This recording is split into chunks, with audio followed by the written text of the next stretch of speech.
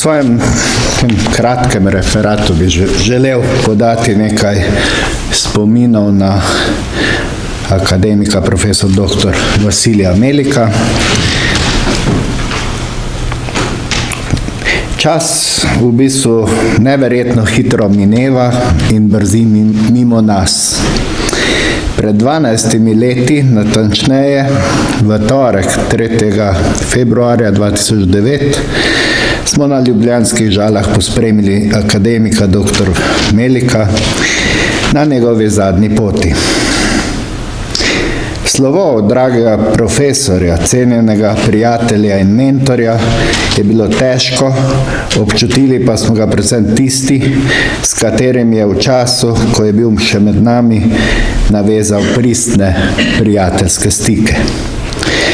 Kaj kmalu smo spoznali, kako zelo ga pogrešamo.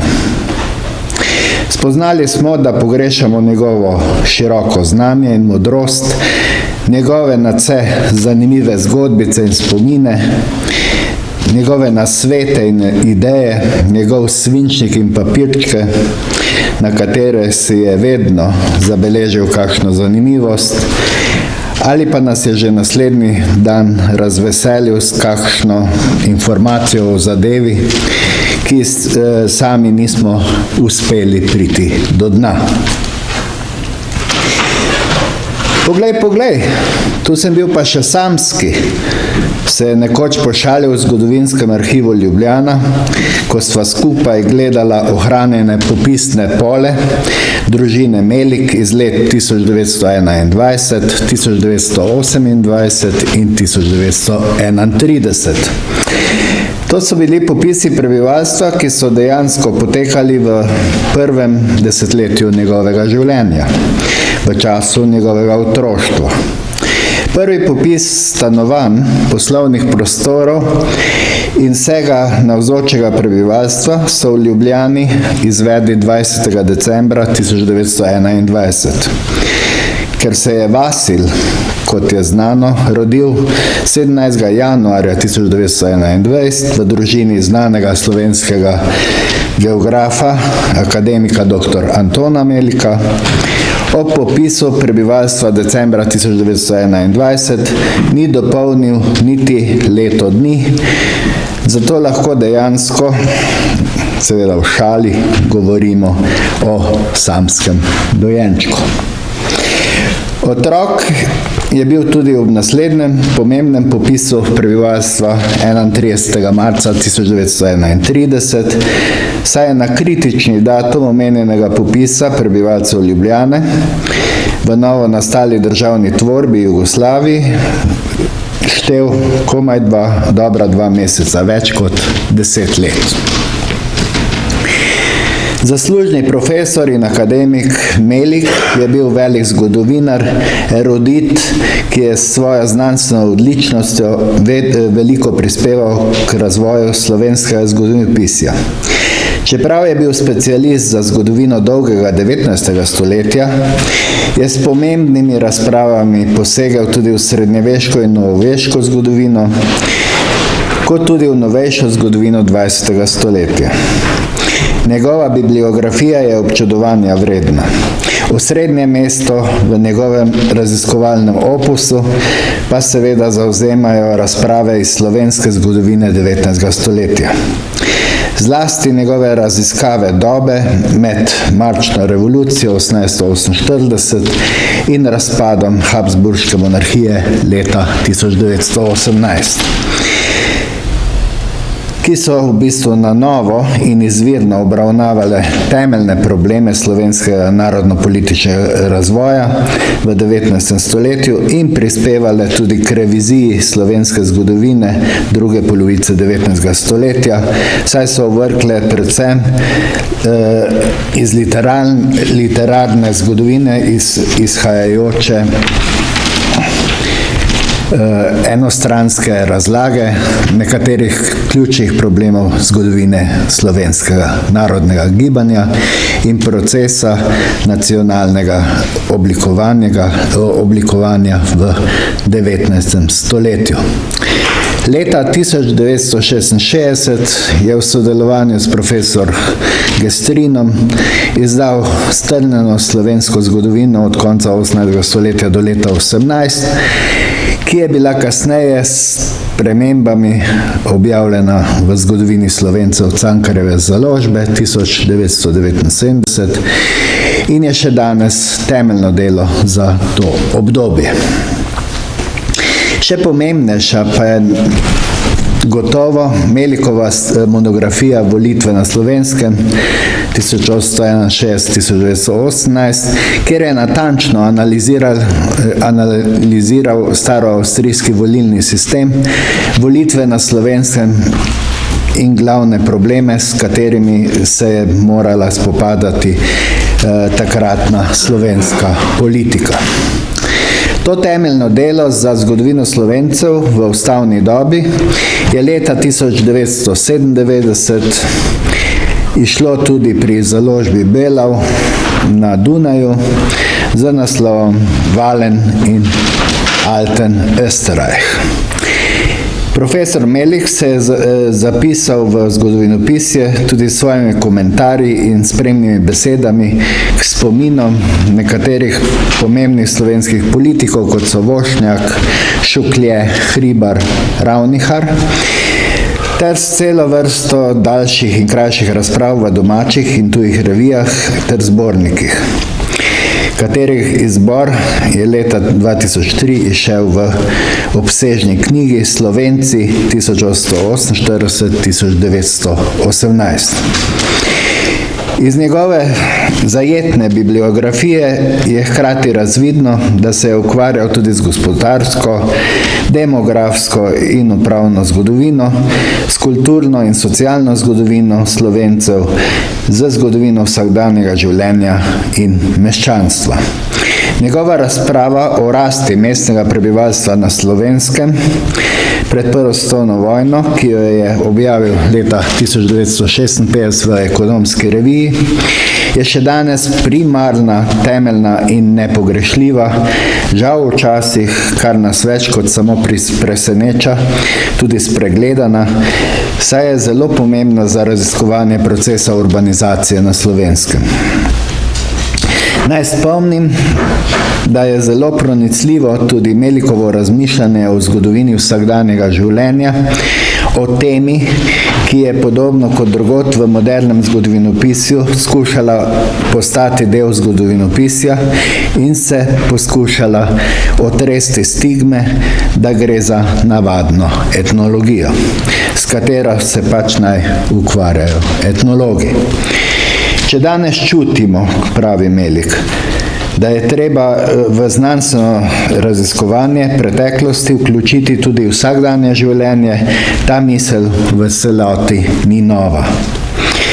In Melik je opozoril, da med zgodovinarji morda preveč pozabljamo na delo Antona Krempla, dogodivščine Štajerske zemlje iz leta 1845, živo zanimanje za vsakdanje življenje prednikov, pa je profesor Melik tako naprimer pokazal v svoji minuciozni razpravi o ljubljanskih cenah kruha in mesa v predmarčni dobi, objavljena 1981, ali pa v razpravi o cenah, plačah in kulturi v predmarčni dobi, objavljena 1985, v razpravi o cenah kruha in mesa je opozoril, da se še premalo zavedamo, da se je naš odnos do hrane danes pač spremenil. Da so kmetje, ki so tvorili večino populacije 19. stoletja, nekoč mnogo bolj kot mi cenili vsako malenkost, pa naj je bil to košček kruha ali novčič za četrt krajcarja. Melik tudi izpostavi, da se je danes v primerjavi z 19. stoletjem v zvezi s prehrano spremenila tudi mentaliteta in da se je bistveno spremenilo vrednotenje določenih jedil.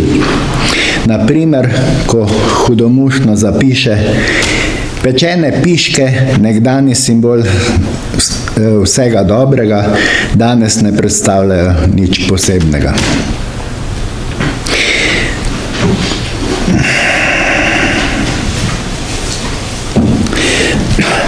No, profesor Melik je sploh imel svoj pogled do raziskovanja preteklosti, ki pa je bil naklonjen prav vsakemu zgodovinarju ali zgodovinarki. Leta 1986 je na 23. zborovanju zgodovinarjev v Tolminu med drugim izjavil: "Zdi se mi bistveno, da vsakdo raziskuje katerokoli od teh novih smeri raziskovanja preteklosti, ki ga veseli. Naj se loti dela, loti se po zgledih ali od drugot, pa po svojih lastnih idejah, marsikje bo imel seveda mnogo težav, recimo zaradi virov. Ampak nekaj se mora pač sam potruditi, mora biti sam iznajdljiv, kajti iznajdljivost je bila zmeraj lastnost dobrih znanstvenikov, uspeh pa plačilo za trud." No, takih iskrivih misli je bil profesor Melik vedno poln. Cenjeni profesor me je z njegovim smislom za pripovedovanje navduševal že na predavanjih, ki sem jih poslušal še kot študent. Omenim naj še, da se je s svojim delom uveljavil ne samo doma, temveč tudi drugod po Evropi.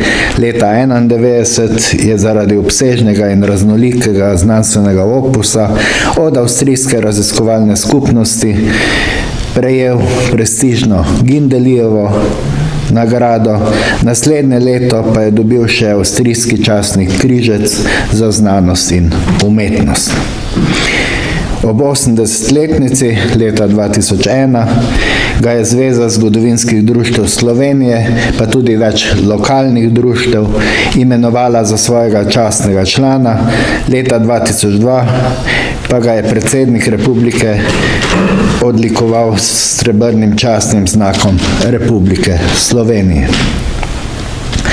No, leta 2005 je prejel tudi častno nagrado Vaclava Felčaka in Henrika Verzijeckega, ki mu jo je dodelilo Društvo zgodovinarjev oddelka za zgodovino na Jagiellonski univerzi v Krakovu.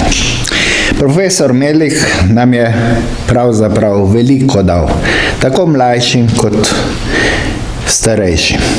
Kot znanstvenik in profesor, kot prijatelj, kot človek z veliko širino in odprtostjo, kot človek idej in ne nazadnje tudi kot spreten pripovedovalec zanimivih zgodbic, s katerimi nas je zabaval ob kavici. Spominjam se, da je redno obiskoval našo knjižnico na Inštitutu za novejšo zgodovino in neumorno brskal po časopisju 19. stoletja. Rečem lahko, da je bil tozadevno zelo načitan in poln informacij, pa tudi zelo radoveden. Ob pregledovanju časopisov je dobesedno požiral novice, zlasti tiste nenavadne, recimo o vesoljni Ljubljani, denimo take, kot so jih prinašali časopisi leta 1874, ko so poročali o škandalozni pravdi na deželnem sodišču v Ljubljani, na kateri so bili tako obtoženki kot tudi priče in poškodovanci izključno ženskega spola. V zgodbi o ženskem polomu pred sodnijo v Ljubljani ga je predvsem zaradi njenega nenavadnega priimka zanimala zlasti Terezija Aristoteles, ki se v zgodbi pojavlja kot špekulantka oziroma specializirana in goljufiva posrednica med posojilo jemalci. Profesor Melik se je spraševal, le kdo je omenjena skrivnostnica. Odvrnil sem mu, da imamo zgodovinarji srečo, da so se v zgodovinskem arhivu v Ljubljani ohranili domovinski listi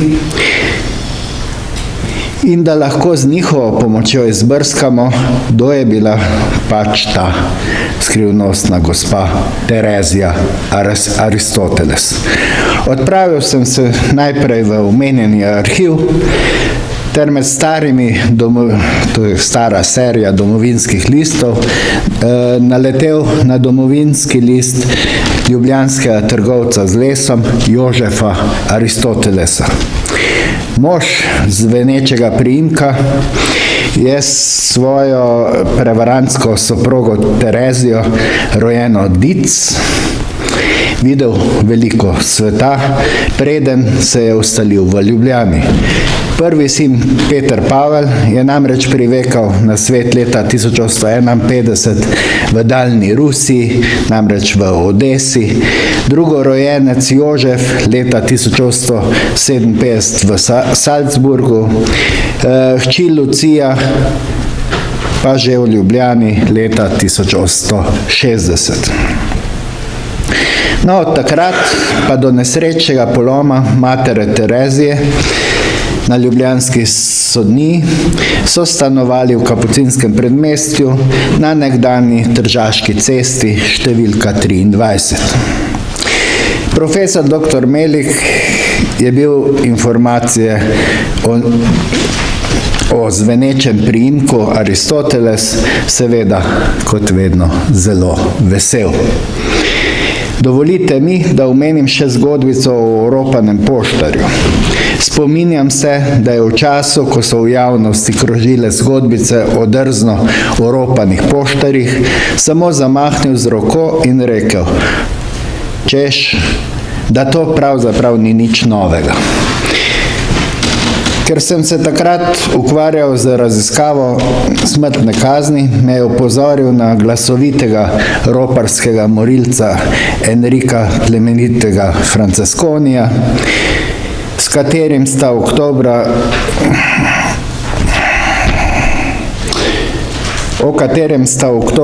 leta 1876 pisala tako katoliški Slovenec kot liberalni slovenski narod. Grozoviti roparski morilec pismonoše Johana Cuge, Francesconi, je bil prvi hudodelec, ki ga niso usmrtili javno, temveč so ga decembra 1876 obesili na dvorišču Dunajskega deželnega sodišča. Hvala lepa za pozornost.